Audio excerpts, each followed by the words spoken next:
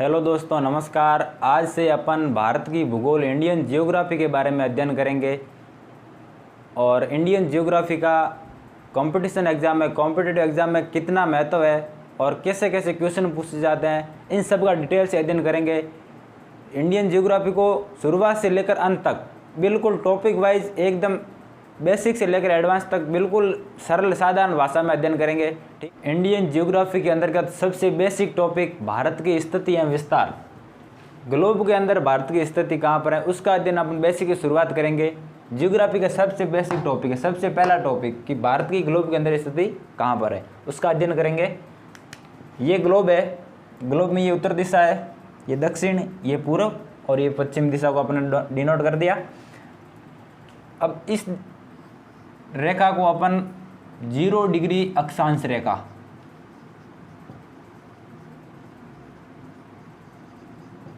Zero degree अक्षांश रेखा से नाम से जानते हैं इस रेखा को। और दूसरा नाम इसका भूमध्य रेखा। 0 डिग्री अक्षांश रेखा और भूमध्य रेखा दोनों एक ही रेखा को बोलते हैं। ठीक है, और ये हो गई 0 डिग्री देशांतर रेखा। 0 डिग्री देशांतर रेखा को और किस नाम से जानते हैं? ग्रीनविच रेखा।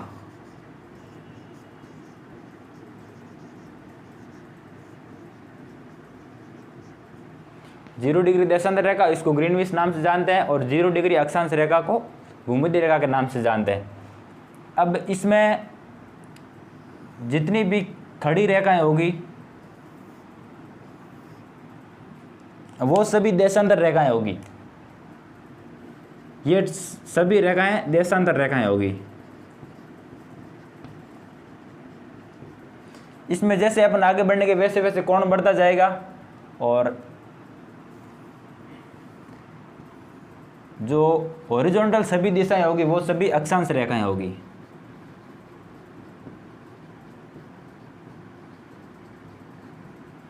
और यहां से एक और रेखा गुजरती है,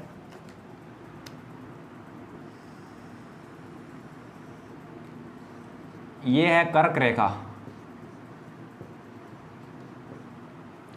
कर्क रेखा कौन सी डिग्री पे गुजरती है? ये है 23.5 डिग्री अक्षांश रेखा। 23.5 डिग्री अक्षांश रेखा को अपन कर्क रेखा के नाम से जानते हैं, जो भारत के मध्य से होकर गुजरती है, कर्क रेखा। अब भारत की स्थिति हो गई, ग्लोब के अंदर भारत की स्थिति। अब दिशा के अंदर, दिशा के तहत डोनेट करें कि भारत ग्लोब के अंदर किस दिशा में और कौन से अक्षांश में स्थित है। तो भारत स्थित हो गया उत्तर पूर्व अक्षांश में। ये उत्तर, ये पूर्व, दोनों के बीच में स्थित है। भारत अक्षांश को हो गया उत्तर पूर्व अक्षांश में स्थित है। भारत की स्थिति ग्लोब के अंदर उत्तर पूर्व अक्षांश में है। अब भारत की स्थिति, भारत के मैप के अंदर भारत की स्थिति को देखेंगे मैप के अंतर्गत कि ये दिशा हो गई उत्तर,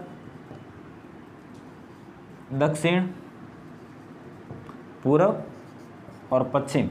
इसमें अब स्थिति देखेंगे कि कितने डिग्री अक्षांश रेखा से लेकर कितने डिग्री अक्षांश रेखा तक और कितने देशांतर से लेकर किस देशांतर तक भारत ग्लोब के अंदर स्थित है, उसका अपन डिटेल से अध्ययन करेंगे। अब इसमें सबसे नीचे से अपन देखते हैं, ये एक अक्षांश रेखा है, ये 8 डिग्री 4 मिनट अक्षांश रेखा।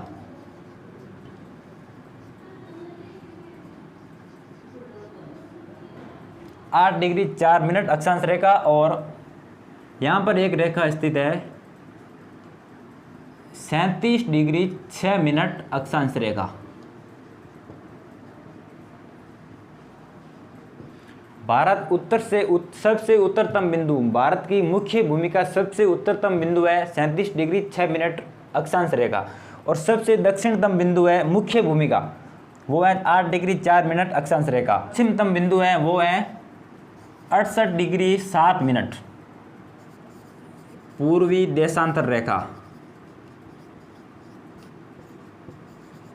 और सबसे पूर्वतम बिंदु है वो है 97 डिग्री 25 मिनट पूर्वी देशांतर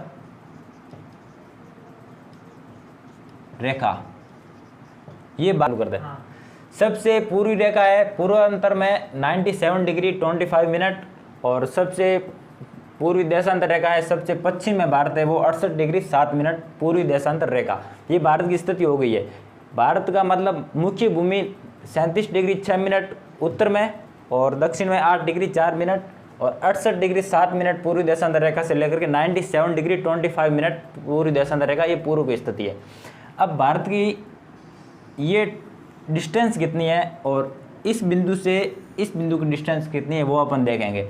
उत्तर से लेकर के दक्षिणतम भारत की जो डिस्टेंस है वो है 3214 किलोमीटर, 3214 किलोमीटर। मुख्य भूमि का उत्तरतम बिंदु और मुख्य भूमि का दक्षिणतम बिंदु 32 डिग्री ये है, वो 3214 किलोमीटर है। और पूर्वी देशांतर में सबसे पश्चिमतम बिंदु से लेकर के सबसे पूर्वतम बिंदु है वो है 2933 किलोमीटर, 2933 किलोमीटर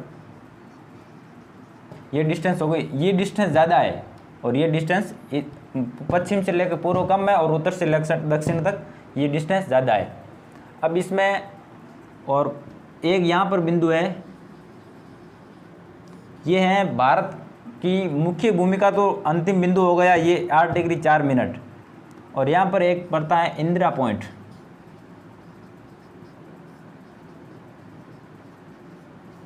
ये है ग्रेट निकोबार में स्थित।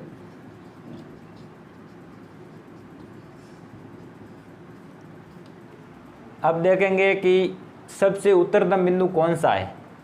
इसको अपन इंदिरा कोल के नाम से जानते हैं। इंदिरा कोल भारत में कहाँ है? लद्दाख में स्थित हैं। जो केंद्र शासित प्रदेश हैं लद्दाख, उसमें स्थित है इंदिरा कोल। और सबसे दक्षिणतम बिंदु है वो है कन्याकुमारी। मुख्य भूमि का सबसे दक्षिणतम बिंदु कन्याकुमारी, ये है तमिलनाडु में स्थित। मुख्य भूमि का उत्तरतम बिंदु हो गया इंदिरा कोल लद्दाख में और सबसे दक्षिणतम बिंदु मुख्य भूमि का हो गया कन्याकुमारी तमिलनाडु। और पश्चिमतम बिंदु हो गया यहाँ पर, ये गुजरात में पड़ता है गोहर माता। गोहर माता गुजरात में, गोहर माता ये सरकरिक नाम स्थान है।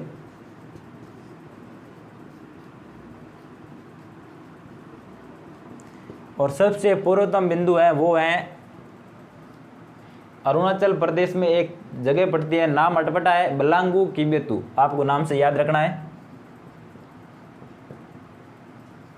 बलांगू किबेतु, ये पड़ता है आंध्र प्रदेश में, एपी। ये सबसे पूर्वतम बिंदु हो गया बलांगू किबेतु और सबसे पश्चिमतम बिंदु है गौर माता सरकरिक गुजरात। अब अपन अध्ययन करेंगे कि भारत का जो मानक समय है, एक रेखा यहाँ से गुजरती है 82.5 डिग्री पूर्वी देशांतर रेखा।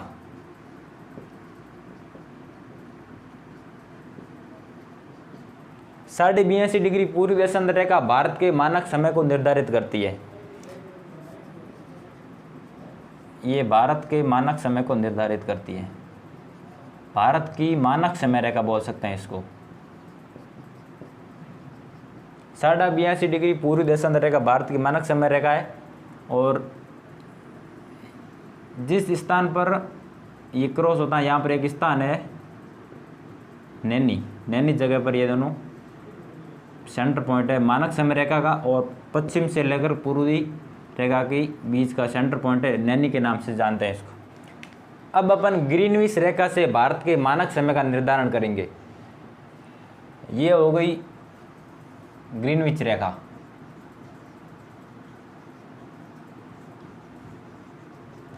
ग्रीनविच रेखा से भारत के मानक समय का निर्धारण अब करेंगे। ये हो गई 0 डिग्री देशांतर रेखा।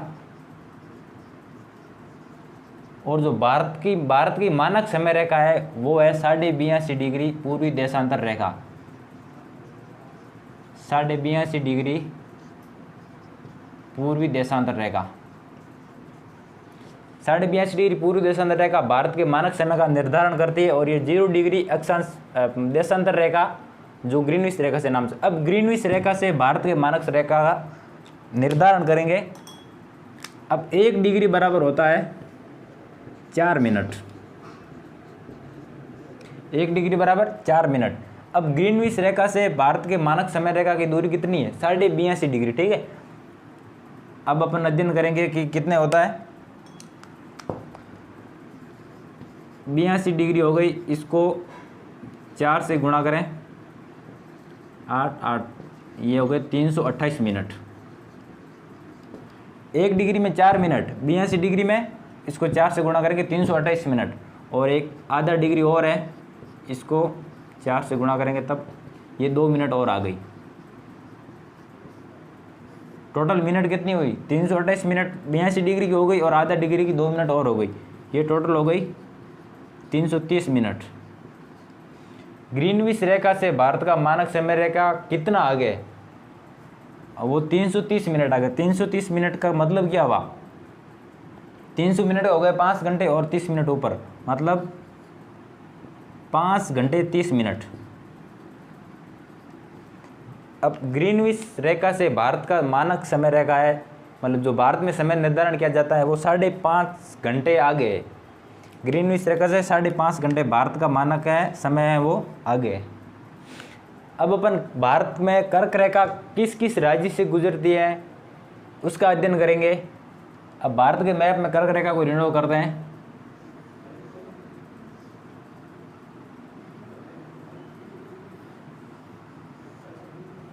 ये भारत का मैप अपन नॉर्मली बना देते हैं।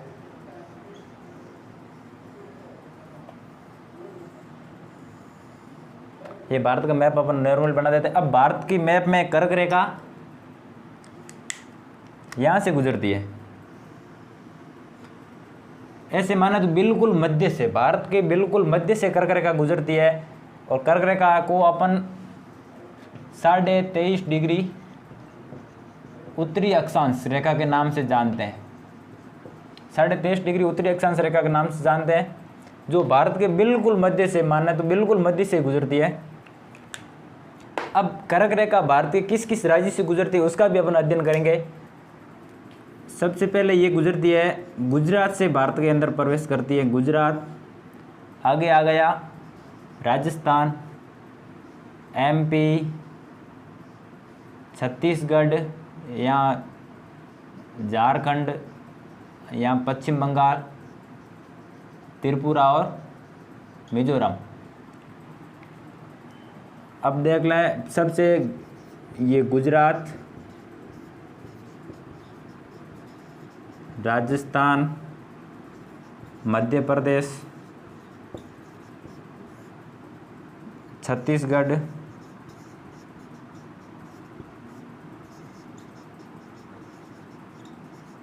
झारखंड, पश्चिम बंगाल, त्रिपुरा और लास्ट में हो गया मिजोरम। कितने राज्य हो गए? 3 3 6 और 2 8। भारत के 8 राज्यों से कर्क रेखा गुजरती है। अब सबसे ज़्यादा किस राज्य में सबसे ज़्यादा कर्क रेखा की डिस्टेंस है? वो है MP के अंदर। कर्क रेखा सबसे ज़्यादा MP से होकर गुजरती है और सबसे कम राजस्थान से गुजरती है। राजस्थान के 2 जिलों से गुजरती है, सबसे कम ये बांसवाड़ा और डूंगरपुर से। सबसे कम दूरी राजस्थान में है और सबसे अधिक दूरी मध्य प्रदेश के अंदर है। अब कर्क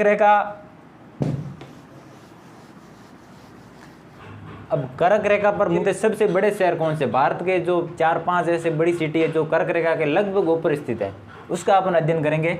एक ट्रिक के तहत देख लेते हैं अपन। नॉर्मली याद करने का तरीका है, गुजरात का एक शहर है गांधीनगर। गांधीनगर गुजरात का एक शहर है जो लगभग कर्क रेखा के ऊपर स्थित है। एक भोपाल, उज्जैन, ये 2 MP के शहर हैं और झारखंड की राजधानी है रांची और एक अगरतला।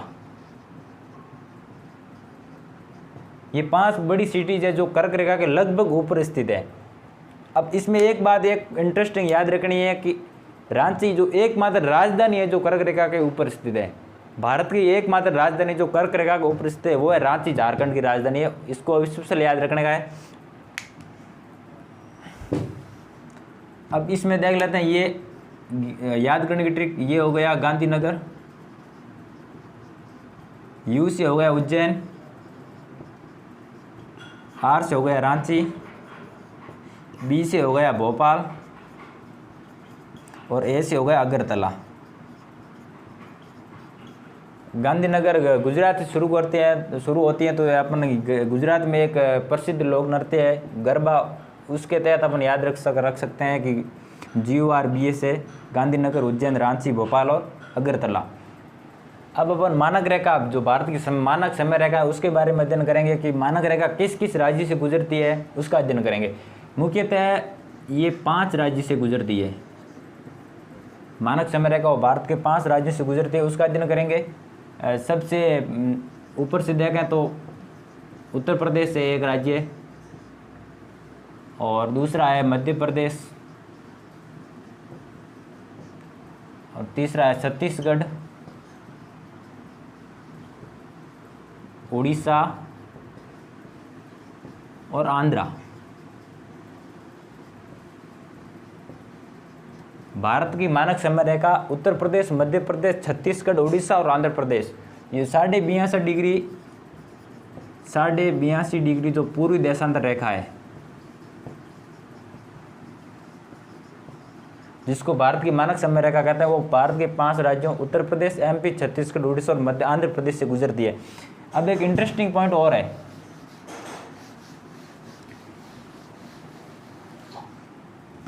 कंपटीशन एग्जाम में पूछने लायक एक सवाल है कि भारत में मानक समय रेखा और कर्क रेखा जो है वो 2 ऐसे राज्य हैं जिनसे कॉमन गुजरती है, जिससे कर्क रेखा भी गुजरती है और मानक समय रेखा भी गुजरती है। ऐसे 2 राज्य हैं जिनसे कर्क रेखा व मानक समय रेखा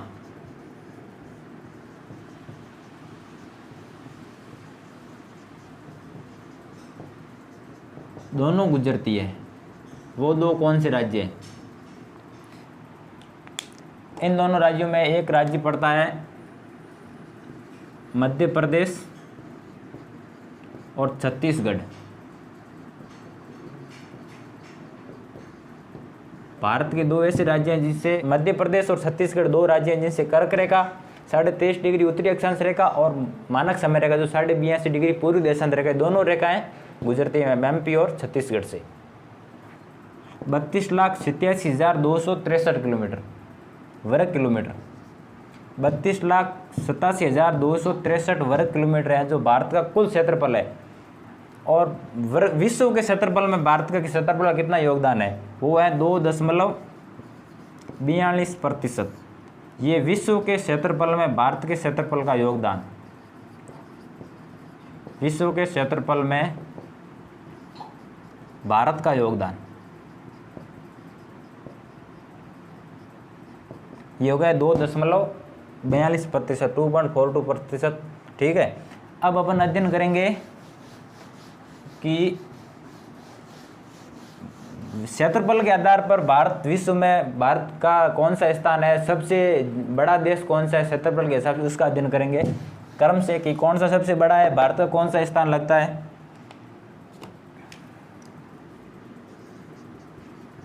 भारत का विश्व के क्षेत्रफल में स्थान, सबसे बड़ा क्षेत्रफल किस देश का है?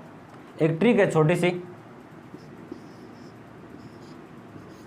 RUCCUBAI। अपन नॉर्मली इसे अपनी मारवाड़ी भाषा में ऐसे याद रखें तो इसको बोलते हैं रकुबाई। याद रखने की ट्रिक है,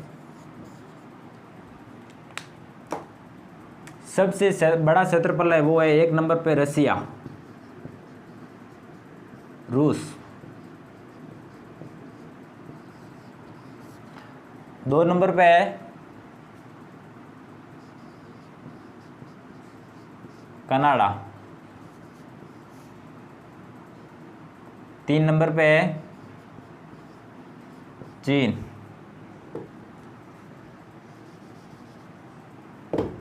4 नंबर पे है। इसमें देखो सबसे पहले रसिया, सी से कनाडा, इस सी से चाइना, फिर आगे आता है यू से क्या हो गया यूएसए। 5 नंबर पे ब्राज़ील,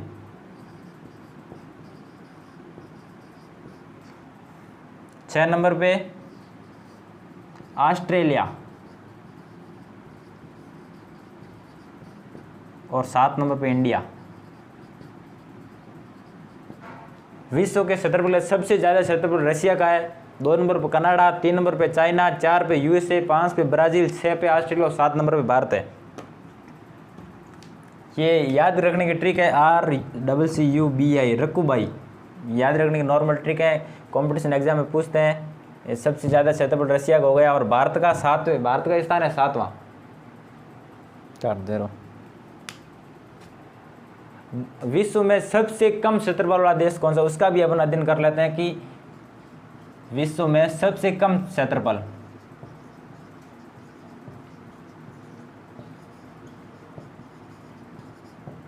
किस देश का है, वो है वेटिकन सिटी, इटली में स्थित है। इटली एक देश है पर वेटिकन सिटी को भी देश की मान्यता दे रखी है। जो इटली के अंदर स्थित है वो सबसे कम क्षेत्रफल है विश्व का, वो है वेटिकन। विश्व के बड़े देश कौन से हैं क्षेत्रफल के हिसाब से, उसका अपन अध्ययन कर लेगा। अब इसका भी अध्ययन करेगी सबसे कम क्षेत्रफल वाला देश कौन सा है। सबसे कम क्षेत्रफल वाला देश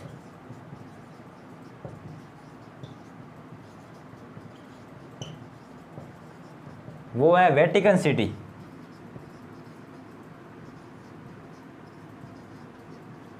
वेटिकन सिटी वैसे इटली के अंतर्गत आता है पर इसको देश की अलग से मान्यता दे रखी है, जिसका क्षेत्रफल सबसे कम है, ये इटली के अंतर्गत ही आता है। सबसे ज़्यादा क्षेत्रफल वाला देश रसिया, सबसे कम क्षेत्रफल वाला देश वेटिकन सिटी और विश्व के क्षेत्र में भारत का स्थान 7वां। ये मतलब 3 टॉपिक अपन को स्पेशल याद है। एग्जाम के व्यू पॉइंट से अपन देखें तो सबसे ज़्यादा क्षेत्रफल रसिया, सबसे कम वेटिकन सिटी और भारत का स्थान है वो 7वां स्थान है। और आज के लिए इतना ही। इसी टॉपिक को अगले वीडियो में कंटिन्यू करेंगे, तब तक के लिए थैंक यू सो मच।